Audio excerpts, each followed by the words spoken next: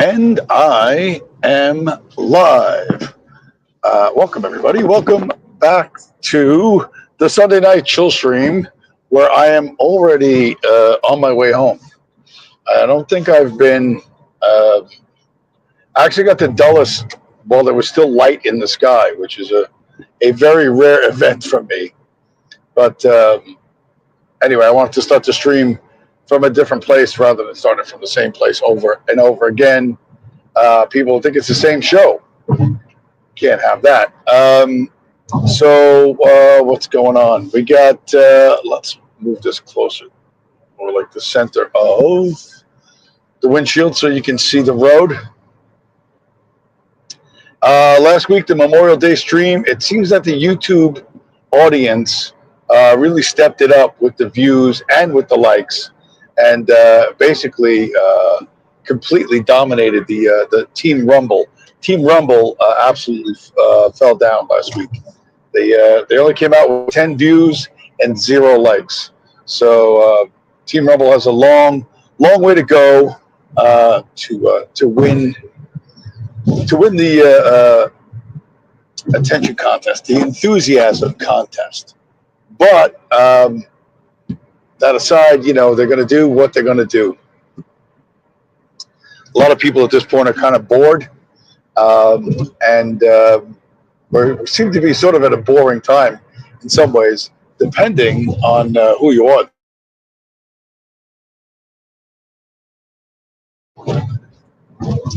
I really wish that my headphones had a cough button, because that would work better than me trying to click the mic off. But anyway, title of tonight's stream: Leaving Las Vegas, which was a movie title. But Bitcoin Las Vegas 2025 just went off, and I don't normally comment on these Bitcoin conferences because they're just shit. I mean, in the early days, they were docs festivals. You know, you would go down there, all these naive dorks would go down to, you know, Miami or whatever to talk about Bitcoin. And I guarantee you the federal government was photographing everybody that was down there and trying to ID them, or definitely IDing them. So, you know, things have, of course, changed. The legal environment's changed from what it was in the past. But this Bitcoin Las Vegas they made kind of a big deal about it. And if you pause for a minute and think about Vegas versus Bitcoin, like, these are two things that really don't go together. That's like having your Bible study class in a whorehouse. It's probably not the right venue for Bible study class, because Bitcoin is the exact opposite of Vegas. If you think of Vegas and gambling is you taking your hard-earned money, right, to a place where you're more likely to lose everything and leave broke. You know, leave with less than you have. That's going to be true for 99.9% of the people that go to Vegas, and Bitcoin is literally the antithesis of this. This kind of thing, when you see this, right? And this is the original headline that Satoshi had the miners put in the first block. Chancellor on the brink of second bailout for banks. You know, that's the house advantage for central banks, right? That's the advantage that they have. They can get what's happening to my voice, man? It's just going completely south. they can just print more money, and you can't. So, and the thing about that headline is that's not a statement of someone who's happy with the status quo. That's not a statement of someone who um, wants to succeed in the current system. You know what I mean? That is this that is a declaration of war. As far as that's the way I see it, and realistically, um, probably the way everyone else should see it as well. But it isn't perceived that way, and unfortunately, for Bitcoin Las Vegas, um, one of the key, maybe the keynote, the key speaker was a man named Ross Ulbricht, and you might know the name Ross Ulbricht because he was the founder of a website called the Silk Road, which is the reason that Bitcoin has the reputation, or had the reputation that it had. And this is not my original insight. Somebody else wrote this, but trying to find where's the Vegas one? Where is the Vegas one? Yeah, I think it's this one.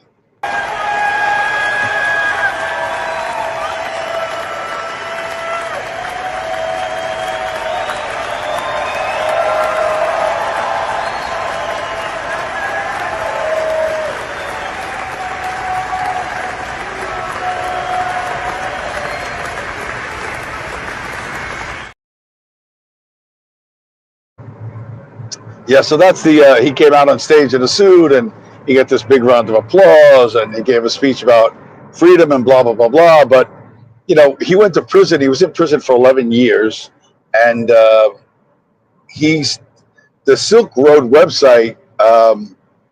Aside from the fact that it trafficked in uh, human sex slaves and drugs, Ross Ulbricht was convicted of soliciting contract murder on a number of different people. So, and President Trump pardoned him, and he didn't commute his sentence, which is probably what he should have done, but he pardoned him completely. So basically, erased all of his crimes and made him a completely free citizen. He has all the rights you could possibly have, and that's probably what he shouldn't have done. But we all know how Trump is with pardons and who he pardons. He only pardons the chosen people and basketball Americans. So Ross Ulbricht comes out and gives a speech about blah blah blah, freedom, this and that, blah blah blah, and the fucking rubes, they just gobble it all up. And like as I said a moment earlier, this is not my original insight, but the reason why Bitcoin was given the reputation as drug dealer money or terrorist money was because of Ross Ulbricht. He literally set Bitcoin back at least fucking 10 years.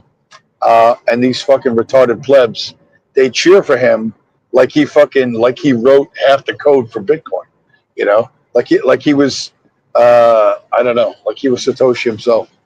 So it just goes to show that these people are just not really bright. And interestingly, someone at the end of Bitcoin 125 decided to donate because Ross Ulbricht had a donation wallet, and somebody donated 300 Bitcoin to Ross Ulbricht. So the total of about $31 million. And one could imagine, you know, just who has 100 Bitcoins to donate, and who would be willing to donate $31 million to this guy. So, that to me looks like, a payoff for keeping your mouth shut while you're in prison, and it's hard to see it any other way. It's hard to see it. Although, and I didn't really know this, but apparently, again, this is surely this Ross Ulbricht was the foundation for this story as well. In the Czech Republic, there was some criminal who had a dark web internet, website where he sold all sorts of illegal substances and took Bitcoin. And in the process of doing this, um, this guy got arrested by the Czech police and sent to jail. But he had donated $45 million of Bitcoin to the Czech Republic, and the Czech Justice Minister sold that Bitcoin to the government of the Czech Republic no longer has it. And people in the Czech Republic are so pissed off because the Czech Republic, like I mentioned a week ago, they've had 7 different currencies in 140 years. And while there's no official um, acceptance of Bitcoin in the Czech Republic, the Czech Republic is very, very. The people of the Czech Republic are very Bitcoin friendly, very much so. So they made the Justice Minister resign for selling $45 million worth of Bitcoin that the government had, which was a gift that this criminal said was, not from criminal proceeds, but whatever. Their government no longer has any Bitcoin. And if you looked at or you followed any of that shit from Bitcoin Las Vegas, everybody jumping on the Bitcoin bandwagon. Nigel Farage was in Vegas, claiming that if you elect him prime minister of England, he will create a strategic Bitcoin reserve for the Bank of England, which I don't know how he can do that, because the Bank of England is not owned by England or the royals. It's owned by the Rothschilds and is not subject. The British government is not sovereign in the Bank of England. So I don't know. I'm not sure what Nigel's talking about there. But Nigel Farage jumping on the Bitcoin bandwagon. The nation state of Pakistan said that they're going to start a strategic Bitcoin reserve. So, as I said earlier, as I've said previously, the nation states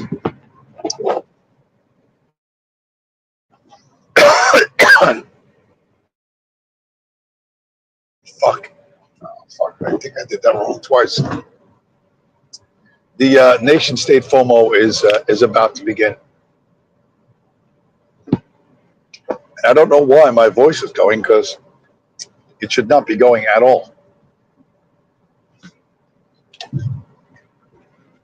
Anyway, Pakistan, the UK, everybody wants to get in on the act, and we're in for some interesting next couple of years.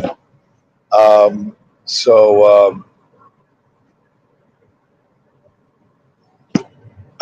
am all in all happy about that. Where are we? So the problem is, of course, is the Las Vegas nature of things. And I mentioned this before, that desperate people do crazy things, and if you've ever been around degenerate gamblers, and you probably haven't been, but you could get a little bit of an education about them if you observe people in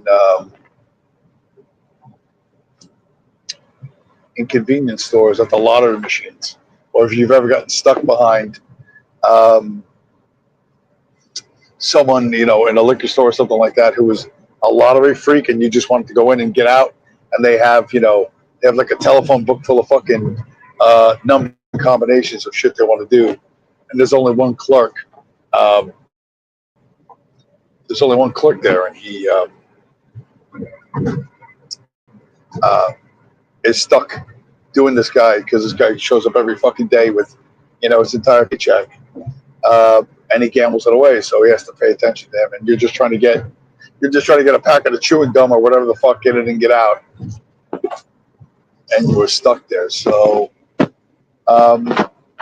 what's going on? So yeah, all right. And so the world you're going to be in, whether you like it or not, and this is going to be a bigger part of your world than you think,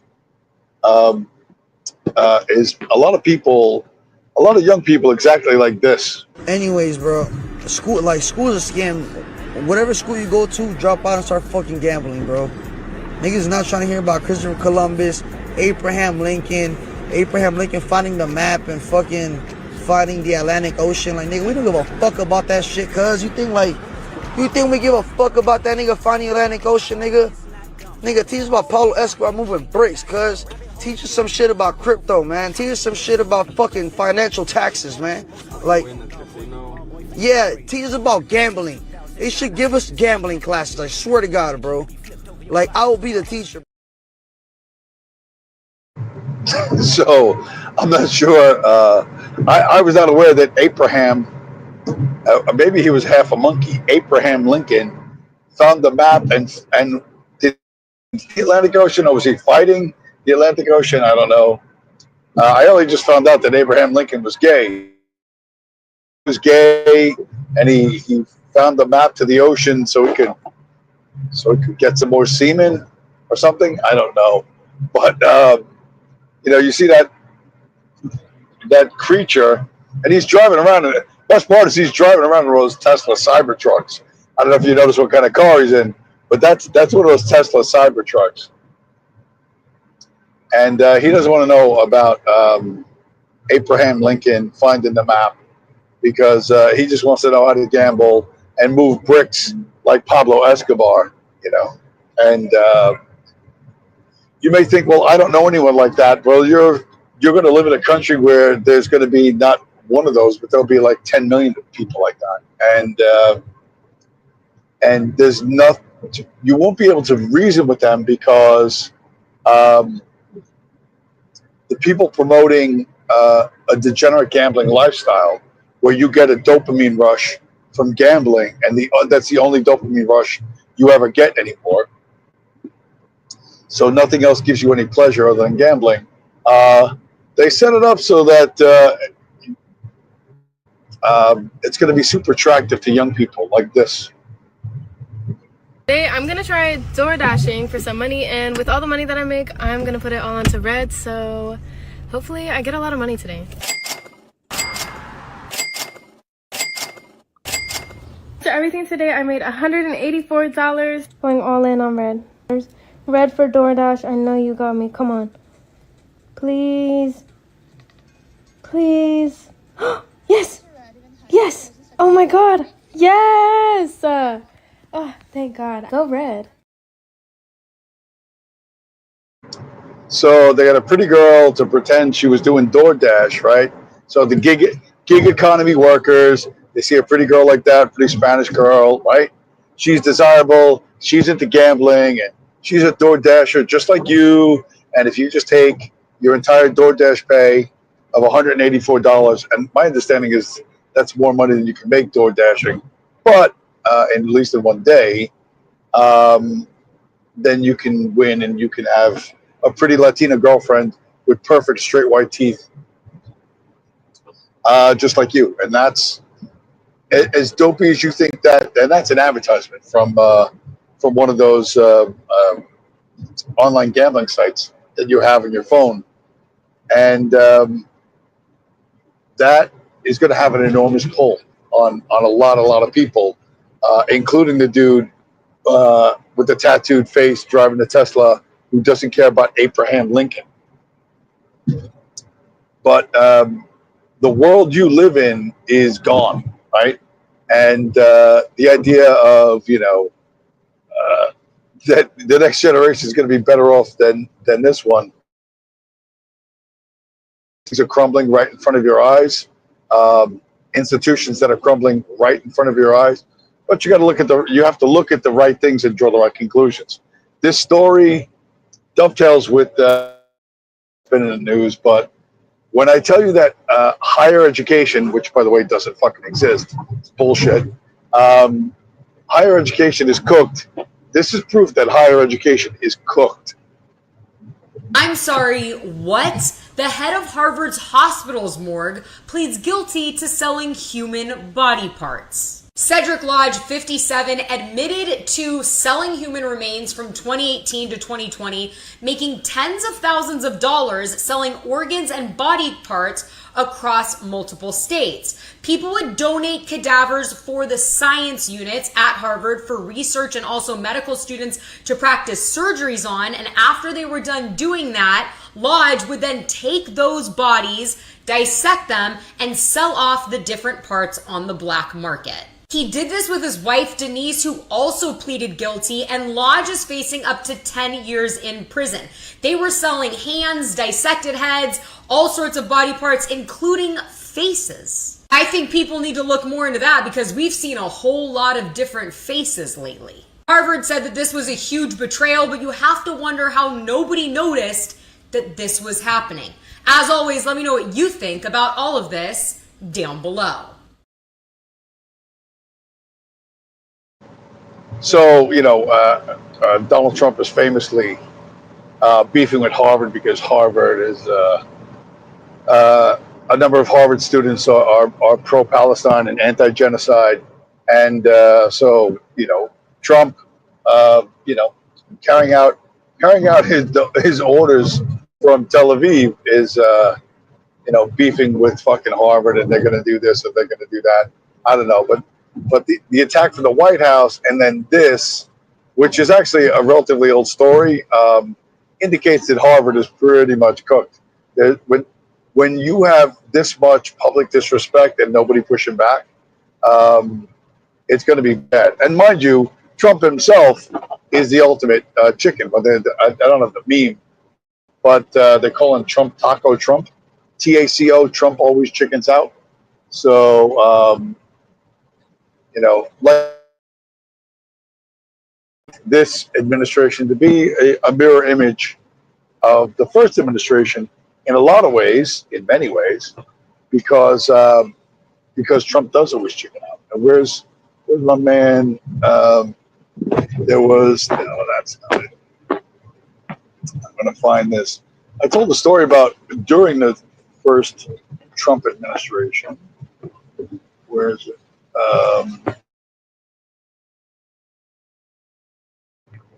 The right video. Fuck. I'm scrolling up and down. I'm scrolling up and down. NGO, not the NGO one, not the wrench tag. Oh, all right. Okay, I found the video, but let me set it up correctly. When Trump was first running, before he had secured the Republican nomination back in 2016, I had a job that was delivering aircraft parts to Nantucket, which is an island off of Massachusetts. And the way that goes is you have to take a ferry from Hyannis, Massachusetts, to Nantucket Island. And the ferry stopped running after 8 o'clock, and you got to get there. There's two ferries, two different companies. And they run, one runs in a half hour, one runs on the hour. And they're like, oh, you got to get there by 8 o'clock, blah, blah, blah, blah. I got there by 7:30, took the 7:30 ferry across. And while I was on the ferry, it's a fast ferry because, anyway, there's TV screens all over the place. Trump is all over the screens. Blah, blah. I'm sitting across from an elderly woman and her husband, and they were talking with a young couple. The dude who looked pretty athletic, and his wife had just had a baby. So, old women and babies, right? That's like crack to them. So she's, they're oohing and eyeing over this kid, and the kid's a gorgeous little kid, right? So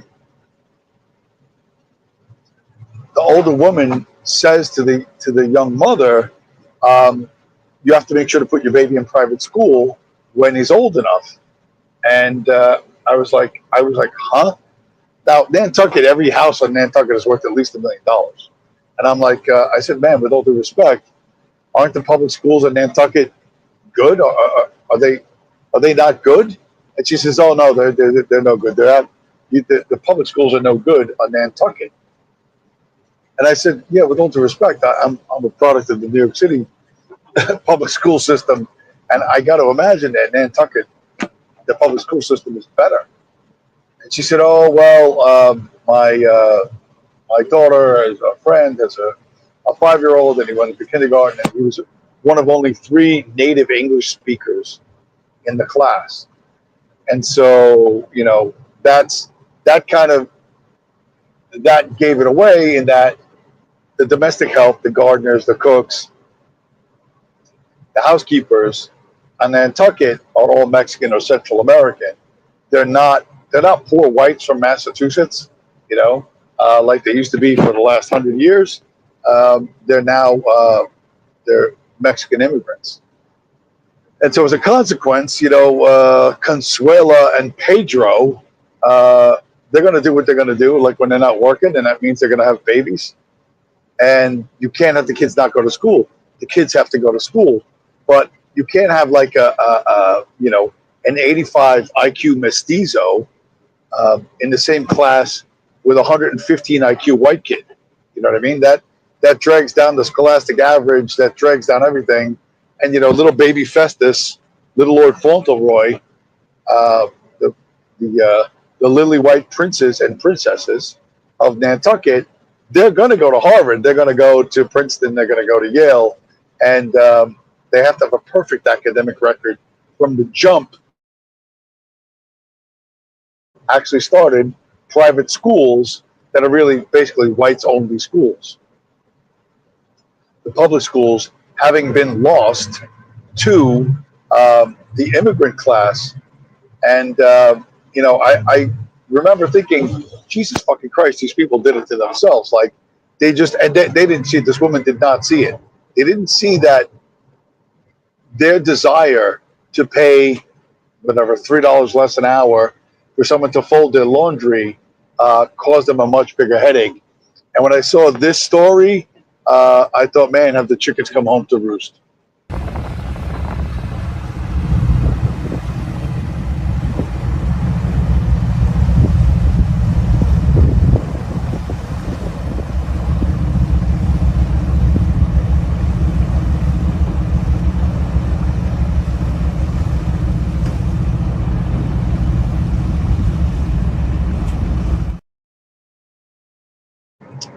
So there you have it. The Massachusetts State Police and Immigration and Customs Enforcement is now arresting, these Mexicans from Nantucket for because I'm sure they're doing more than just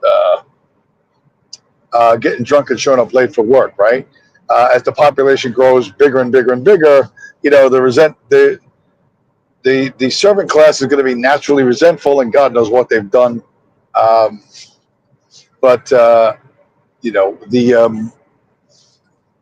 least some people on Nantucket have had it up to here with the immigrant class, and they're now getting them fucking deported off their lovely little island, and they still don't see, they being the elites of Nantucket and Martha's Vineyard, which is right nearby.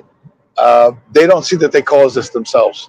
They literally fail to see that the problems of Nantucket that they've never had before are because these people are parasitical fucking elites that are cheap scumbags that don't want to pay an American worker, whatever the fuck an American worker's got to be paid to be a butler or a maid, a gardener, a car mechanic or whatever. I'm sure they probably have private chefs who no doubt are Caucasian, but by and large, the servant class on Nantucket is mestizo, and that's now causing a problem. And you listen, if you call immigration, you live around people who might not be American citizens, they're not going to pick up the phone for you. Like literally, you could be on the phone for 3 hours. I tried it once. However, the people of Nantucket have much more access, way more fucking access, and so that's an important lesson. You're not the ones who have who have any influence, right? And so with that, what is that one? I don't know what that one is. So, and an example of this, like all these protests and marches that you see all over the place. I showed the one last week in Greece. Here's one from Korea. Hello everyone, we are here today in Seoul, South Korea to raise our voices for Palestine. For nearly 2 years now, we have been holding a continuous protest, demanding firmly to lift the siege on Gaza, to end the Zionist occupation, and for the total liberation of Palestine from the river to the sea. We are here not merely as supporters or in vocal solidarity, but we are part of a global movement and joint struggle against capitalism, imperialism, oppression, racism, and violence. We are here because our humanity does not allow us to stay silent. We are here because resistance is the only path forward. We are here because the children of Gaza deserve to live. The liberation of Palestine is inevitable. The steadfastness of the Palestinian people have shown the world what it means to be free.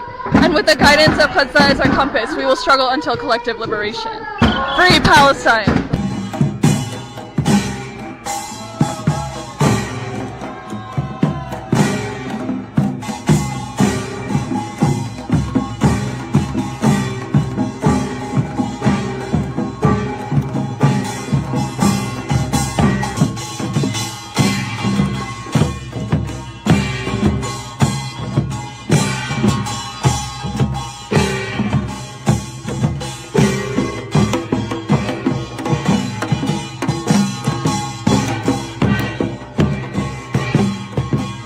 From the river to the sea, Palestine will be free. One, we are the people. One, we are the people. Two, we won't be silent. Two, we won't be silent. Three, stop the bombing now, now, now. You're committing genocide. You're committing genocide. Stop genocide.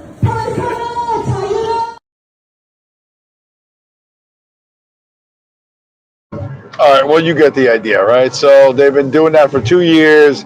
They got their drum circle. They've got their demands, blah, blah, blah, blah. If you're in the streets waving flags, you are literally powerless. You're not, there are rooms, right, inside government buildings where decisions are made, and you're not in those fucking rooms. Nobody you know is in those rooms, and no one you're ever gonna know is in those rooms, This whole idea of, we're going to march and we're going to change things, that's bullshit. That came from the 60s civil rights movement, and that was a setup from the jump, man. All that shit was a setup from the jump. Rosa Parks' husband owned a car. There were 5 black-owned bus lines in the South back then that Rosa Parks could have used, but they told her to go on the white buses and cause a fucking beat. By the way, all the black bus owners, bus companies went out of business after civil rights. So, this is all a setup. You know what I mean? The civil rights movement, the people that pull the strings in America had all the politicians lined up, all the votes fucking lined up. And then, the big event, the Rosa Parks event, and what's his name? Martin Luther King doing the marches. That was all just theater, everything had been set up in advance, and it's something people don't understand. They think, oh, we'll march in the street. Well, I could make this channel just people marching in the street against the genocide in Gaza. I could make a 3-hour stream about this every week, and it changes nothing because you're in the streets. You're not in the room with the person who has the legal authority to do anything, right? So you need to understand that. And while it's a wildly popular movement, you're not going to get much satisfaction. This next video, it's actually a short video. I didn't realize it's only 14 seconds, but it is a video I call "God Bless the Irish," and as frustrating as things are, this, will hopefully put a little smile on your face.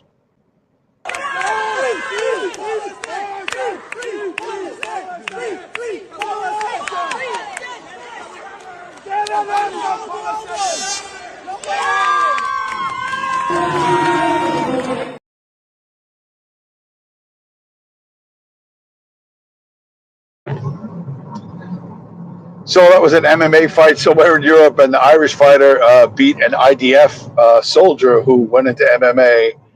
Not only did he beat him, but as he was grounded, had him down and was doing a grounded pound, he was chanting "Free, free Palestine" as he was doing that, and the crowd ate that up. So a small victory, as it were, but and one, to be honest, and I'm telling you, the power of MMA, its popularity and its ability to control the crowd is very, very big. And this Irish dude probably just ended his fight career, but beating the crap out of a genocidal IDF soldier in front of a crowd, that's that man hopefully will go into the history books. But is it a symbolic victory? Yeah, it's kind of an empty symbolic victory, but the real battle is still going on, and the battle is to defund all of this. And if you think, well, that's an incredible goal or that's an impossible goal, then that's what you think. And like I said, you don't belong here. You can go cheer for Ross Ulbricht or whatever, but the fact that they're still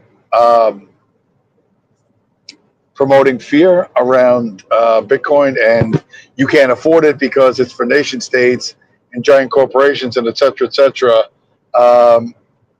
you should be doing the opposite of what they suggest. And this story, this kept popping up a bunch of times.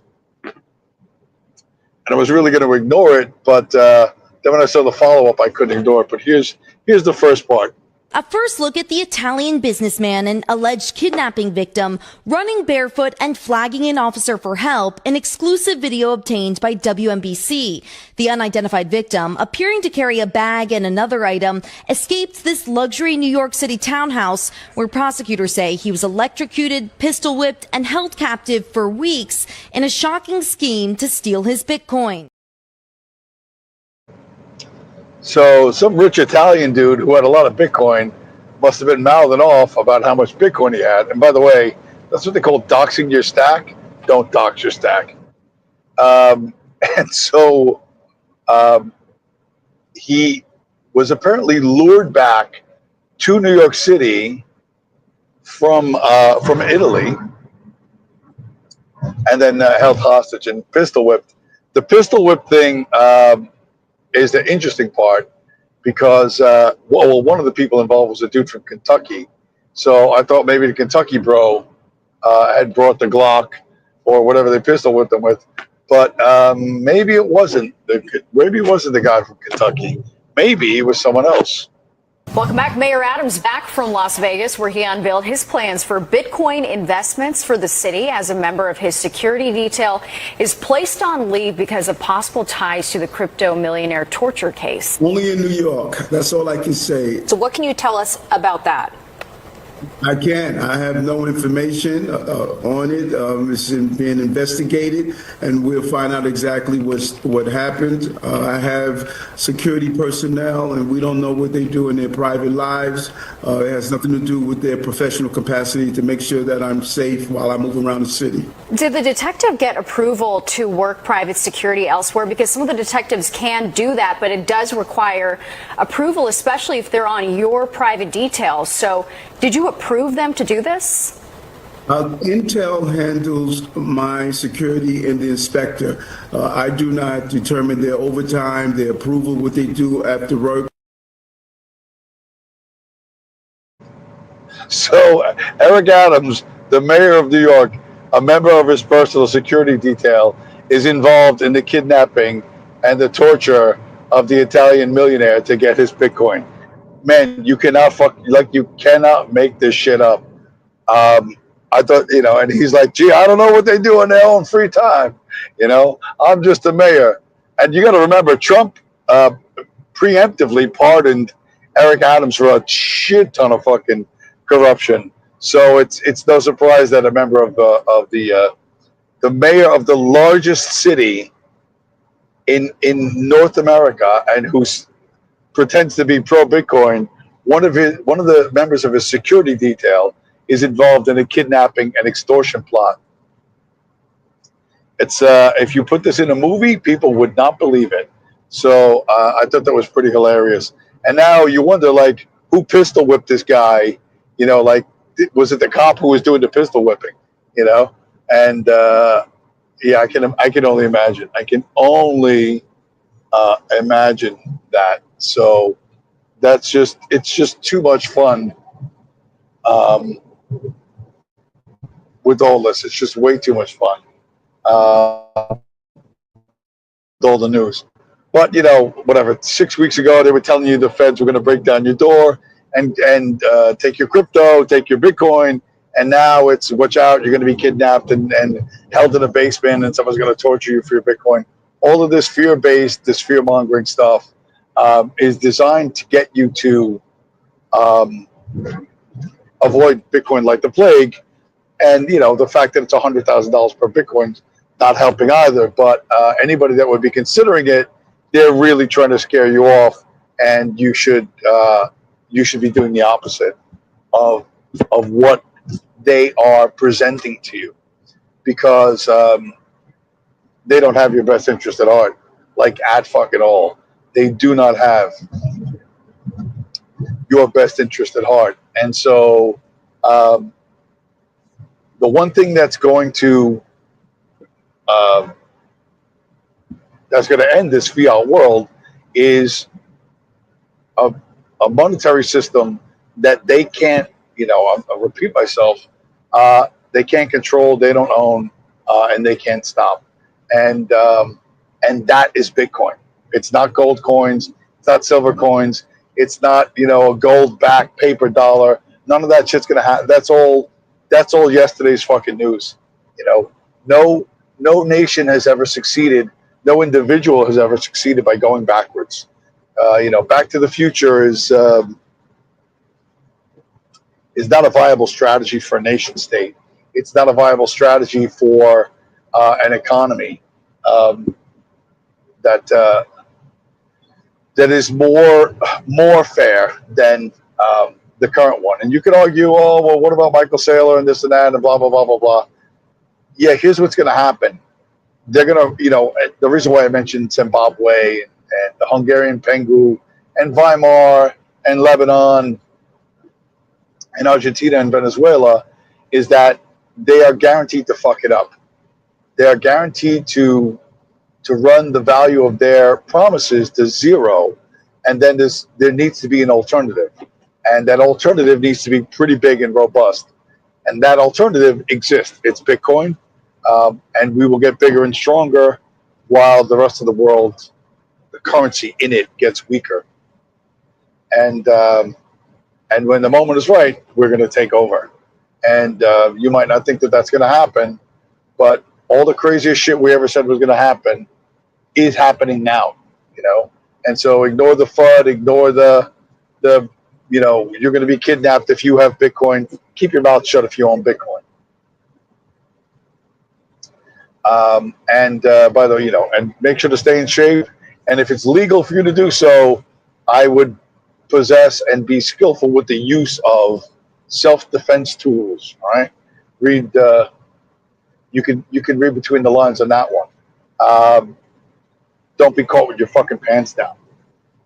So with that, where are we? We're at 43 minutes, and I think I covered like everything, more or less everything. And I'm already way. We're not quite there. We're not quite home yet, but I don't know. Let's see if we got any comments. See if anybody showed up. Did anybody show up? Not yet. No, we have no comments. We have nobody showed up. That is so sad. That is so sad. Hopefully everyone's out having a good weekend. Fingers crossed. Fingers crossed that that's going on. As for me, things I initially thought this was, I'll just do a little thing on my own personal life. For me, we got these. They just started doing this. The job I just did. Why is it not showing up on the screen? Why is it not showing up on the screen? There it is. That little white square on that box, which is the box I just delivered, is a GPS tracking device.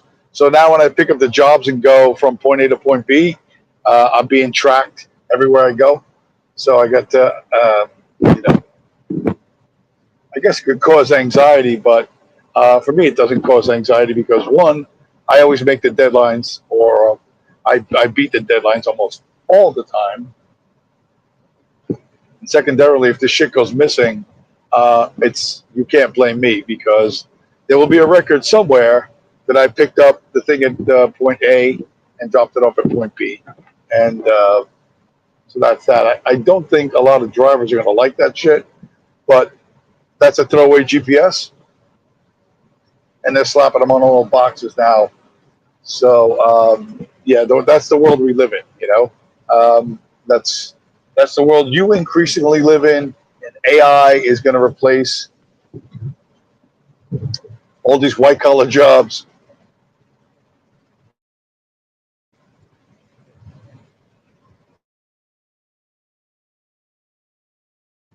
Boy. Sorry about that. I had a cough again. AI is going to replace all these white collar jobs, and white collar people are going to be door dashing and betting all their DoorDash money on a spin of a roulette wheel on their smartphone, and they're going to be acting like insane lunatics. And you're going to have to navigate that world. You are going to have to navigate that world. The other thing that you really ought to do is smash up the like button, because I mean, YouTube guys, Team YouTube, to be honest, really absolutely crushing it last week with the not only with the views but with the smash up of the like button. And yeah, Team Rumble not doing so great. Which, by the way, it's now 3 months since Culture Thug has streamed at all. So I don't know what is up with him, but a 3-month vacation is a very, very long vacation. And so where are we? Are we almost out of Maryland? No, we're not quite out of Maryland. We still got some Maryland to go. But with that, we're coming up on 47 minutes. Relatively short show, but yeah, just wanted to say that the glorification of Ross Ulbricht, the man who literally gave Bitcoin the reputation for being terrorist money and drug dealer money, I am repulsed by that. I disagree with that, and that observation was not mine initially. I read it. Someone else wrote it out like that, and I'm just repeating it. But something to keep in mind. Something to keep in mind. The ones that they put in front of you up high on that stage, and that the crowd cheers for, probably not the good guys. I would say most definitely not the good guys. But that's why you need to focus on the right things and draw the right conclusions.